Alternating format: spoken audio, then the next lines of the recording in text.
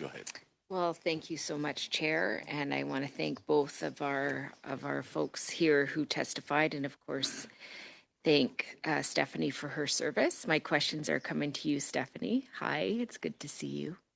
Thank you for doing this while you're still looking after your kids. I've seen one of them run in and spend some time with you, so I just want to appreciate your time and appreciate you making that space for us today in your home.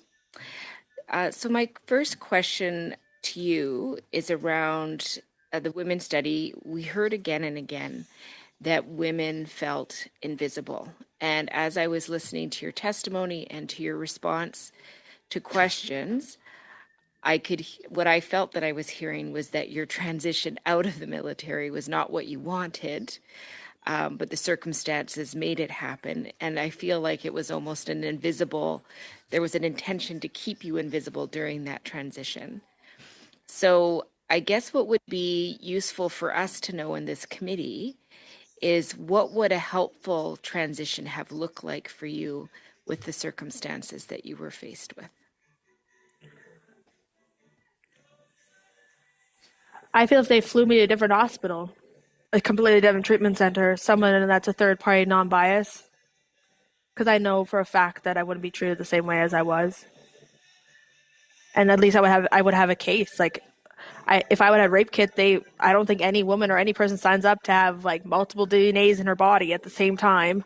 And at the same time they would have the criminals, they would have the people that did it, but that's the point, is that they didn't want the evidence to have to argue it, and I had no leg to stand on. So I believe if I was treated medically for my rape, like even if it didn't come with compensation benefits, even if it didn't, I would have the right to put these people behind bars. I would have the right to dignity and respect, and I wouldn't have medical negligence as a PTSD trigger for me. Like, I wouldn't have fear of doctors. I wouldn't throw up outside my car while trying to get a pelvic exam done because of, I wouldn't have those things because of the infliction and the harshness of the military medical system did. Like, it wasn't that they treated me enough to keep me alive, but they didn't treat me with dignity.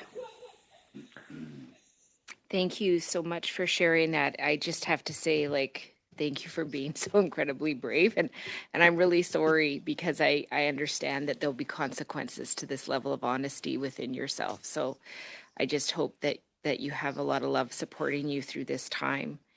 So one of the things that I'd like to discuss with you, secondly, Stephanie, is the longer that I'm in this committee and the more veterans I spend time with, the more convinced I become that in the VAC side and the CAF side's another place, but I think they should have it as well.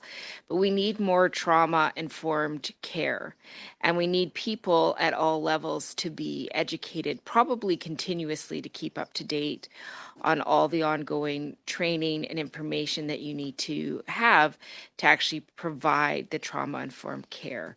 So looking at your history and looking at the challenges that you face even today, and you talked a lot about childcare and not being able to access childcare when you're going to take the health benefits or the health supports that you desperately need.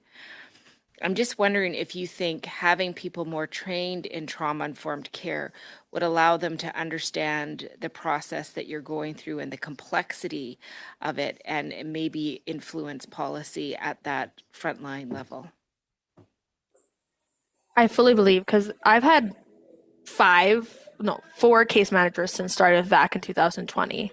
And one case manager, it was like a battle. It was like head butt head. Like, it was just everything that got awarded or overturned, and it started with the critical injury benefit, and then it started with SIPA. It was like a fight, like a personal fight, and I don't understand how it became personal. But there was no trauma force. Like, this woman sent somebody to my house to tell me that I'm choosing to be a victim over a survivor, and I'm holding my 1-year-old son. Like, I couldn't understand how a woman could look me in the eye and say that, But it's because they don't understand where I come from. They can't possibly believe this happened. It must be fabricated because it can't happen on Canadian soil. This is something you hear about a third world country. This can't possibly happen here. So she must be, she must be blowing out a portion. She must be making it bigger than it is. But none of these people have lived the experience that I've lived. None of the people have been through what I've been through in my circumstance.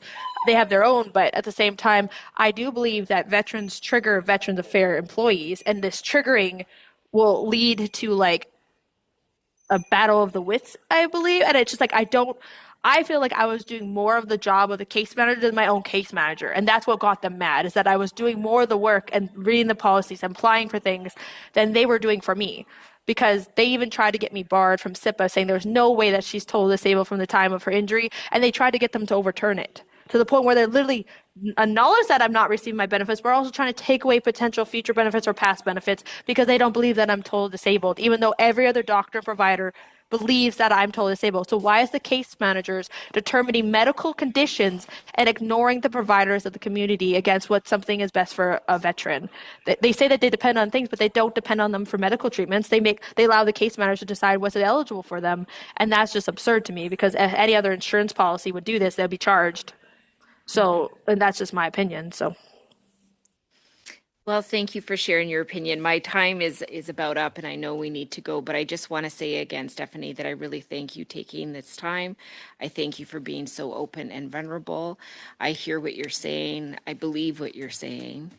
And I look forward to continuing to work together to make sure that you have the most success you can in your life. Thank you.